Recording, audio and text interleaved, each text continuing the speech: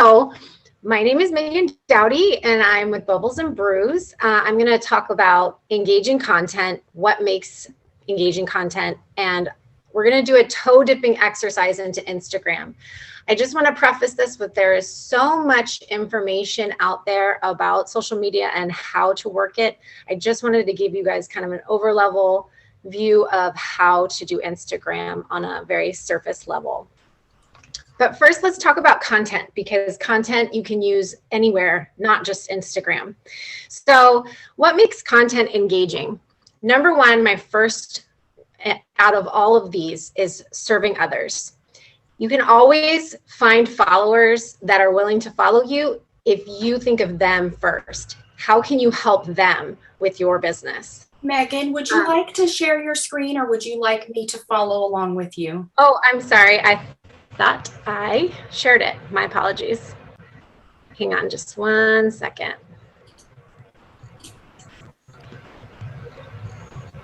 Sorry about that. Okay. There we go. Okay. Sorry about that. So, serving others. If you always post with other people in mind, and how you can help them, it will help you connect with them in a much more meaningful way. Beauty. We are a visual society, so you want to make sure that you're putting your best foot forward with images, but you also want to make yourself relatable. Having a relatable side to your business is really what people are looking for these days. They want to see that you're a person, just as Angela had mentioned before. And they want to see your real side, because perfect is boring and your followers will see through that. So make sure you show a relatable side.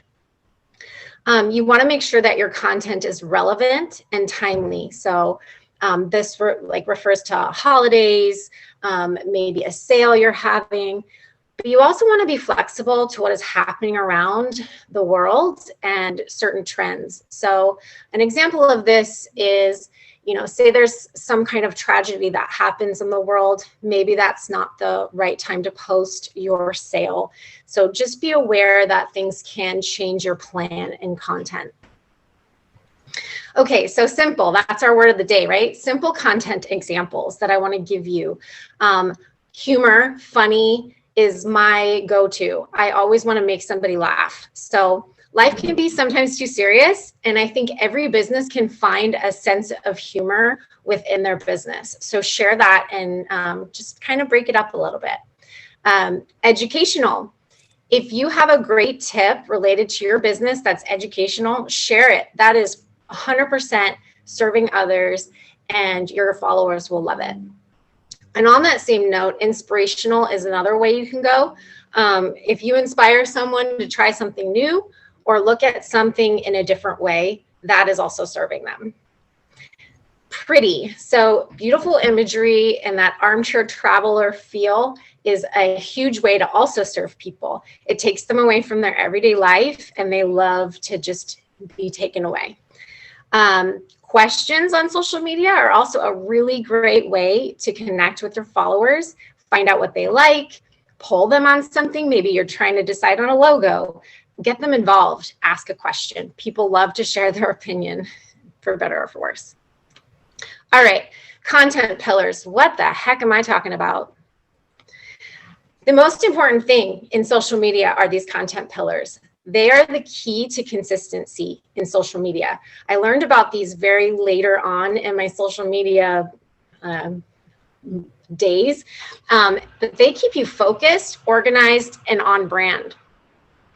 I want you to think of 3 to 4 content topics, AKA pillars, that are not all necessarily business related. They can be, but they also don't have to be. Only post on social media if it follows under these pillars. I'm going to show you mine for an example. I'm a bar owner. I have a lot of booze that I serve. So I like to serve up booze humor and puns because I like to make people laugh, and that's authentic for me. Beautiful parties. Sometimes I'm a part of the party, and sometimes I share other people's beautiful parties. This is a way for my client to escape, or maybe envision our bar at this party that we might not even be at. The relatable side to my business, I'm a mom and I have a home, and I've even shared like my roses in my backyard. These are the things that someone can relate to me on. And then the final pillar that I use is tasting and sharing drinks. It's fun for me, and it educates my client and shows them I kind of know what I'm doing. So it gives me a little bit of clout. Okay, I know we're going to touch on later in Sabrina's presentation about apps, but these are the ones that I like to use the most.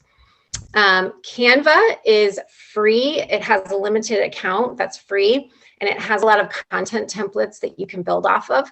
And you can also use it for just more than social media. PicMonkey, the little monkey in the middle, I did that on purpose. And he is not free, but I've used PicMonkey for the last, I'd say 8 years. I love it. It's a really good app for me. WordSwag is 100% free, and it's great for those word-only posts when you are on the go with your phone. If you're in the doctor's office and you see a quote and you want to use it, boom, you can use WordSwag and you've already got content ready to go. All right, before we dip our toe into Instagram, I'm going to talk, the number one rule of all social media is be social. Don't post, then ghost. You have to involve yourself. Comment, like, and share. Follow others that interest you, especially those power partners. Power partners have been a really awesome way for me to grow my business, which I'll touch on in a minute. But they're really, really important. And also reply back to comments and direct messages. Don't ghost them. Make sure that you get that engagement going. All right, intro to Instagram. This is 101. This is a toe dipping exercise. So just as a reminder, these might be things that you know, and there might be new things. So we're just gonna go with it. Instagram fast facts. Instagram has 14 times higher engagement than Facebook. More people are spending more time on Instagram than Facebook, which is why I've chosen it to build my business. There are currently 140 million users in the US, and it is fully visual. There's a picture aspect, there's a video aspect, and there's a live aspect. So it's all encompassing. Okay, really quickly, I have two examples of profiles on the left side of the screen. I have Chloe West and I have Sprout Social. I want to talk about what a handle is. A handle is that name at the top. You can see here that Chloe chose to use numbers in hers and Sprout just chose to use their name. They're both okay. However, you want to make it clear and concise. So just keep that in mind. Right here in this bubble, this is their profile picture. Chloe chose a beautiful picture of herself, headshot, and Sprout chose their logo. You can do either. Mine is our truck. Just make sure that it's consistent with your brand. The profile bio down here is the words that explain who you are and what you do. Sprout Social obviously has a very more involved one than Chloe. They have a branded hashtag, which we'll talk about in a second. They also have a link to their website. They both do, but they also have their address. It's really up to you how much you want to share. These three dots at the top are your friend. Click on them. This is an account settings place, and you can streamline your Instagram to your Facebook. Every time you post on Instagram, you can post to Facebook. So make sure you check that out. Okay, feed versus stories versus reels. What are the differences and how do I use them? The feed is the grid that Instagram is famous for. That is what I call your storefront. It can be found by hashtags, searches, and shares from others. These are buttoned up and professional, consistent with your branding. They're visually appealing, seasonal, and they can also include a call to action, but they don't necessarily sell all of the time. And this is also a place for comments and for people to engage with you. Your stories is what I call your living room. This is more casual, behind the scenes. They can be found by your followers or people looking at your profile. They are also temporary. They disappear in 24 hours, but you can also create little highlights on your profile. Again, this is a toe dipping exercise, so I can't go into that, but you can Google it. Real and relatable, and they're also for sharing other people's content. Just make sure that you don't sell too much here. You can shout out, you can tag people, and just showcase your business, and then people can see what you do. It's really the behind the scenes that matter. Reels. This is a new one. This is your billboard. I just did my first reel. This is the TikTok of Instagram. It is a way to go viral. It is a #1 current way to grow your following. These are shown to random users that click the reel button in the app, in your feed, or on your profile. These are very fast paced, and humor, insight, trends, and dance with music are really what you need to do here. If you're not comfortable using your face, you don't have to. I just did my first reel, and it was me showing how to clean my wedding ring with booze because it ties to my business.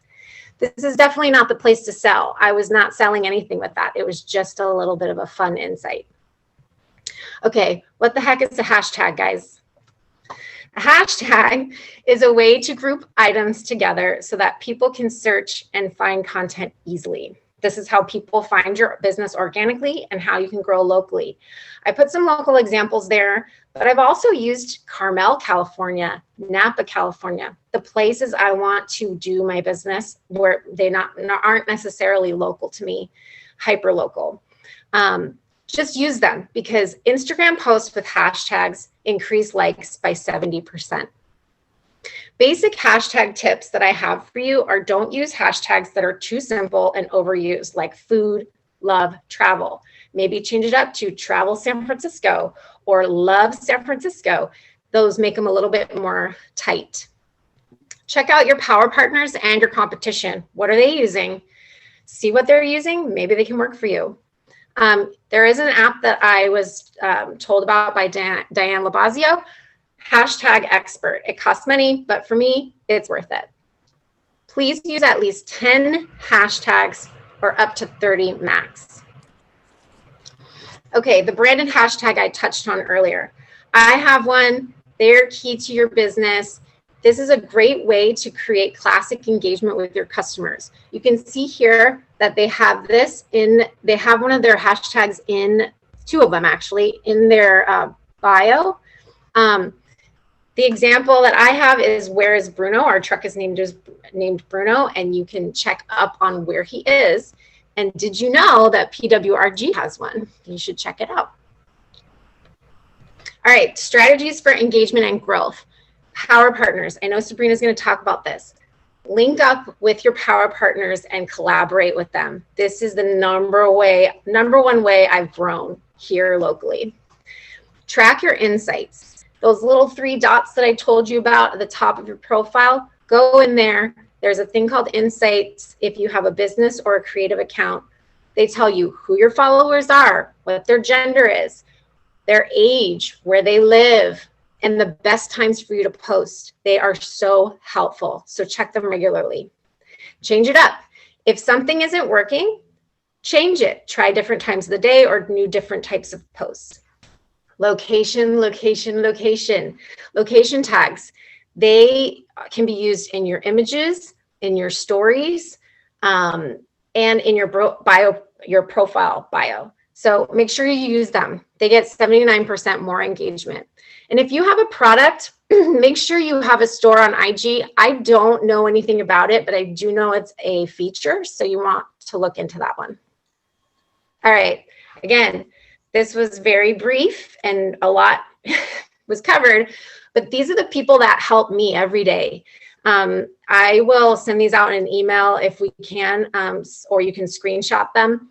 Brock Johnson, he's up in Seattle, KB Brand Marketing, and Pure Gallus Social. They have a ton of free content that helps me daily. All right, things to remember. Authenticity, not perfection. Be yourself, don't be perfect. Nobody is perfect. Stick to those pillars we talked about. They are so important to keeping you focused. The quality of your followers count, not quantity. I'm always hesitant when someone brags about the amount of followers they have. Are those really people who are following you truly? Don't compare yourself to others. You might just get started and there might be, 4 yards down from you. So just don't compare yourself to others. And this goes outside of social media, just in life in general. Be consistent. And I want to just take a quick note here.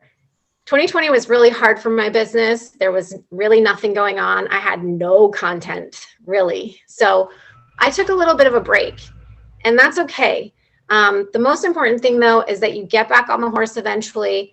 You keep up that communication with others, content on their pages, comment and like and share their stuff, and you will keep that consistency going, even if you might not have something to post at that moment. So be brave, be bold, and have fun with it. Thank you.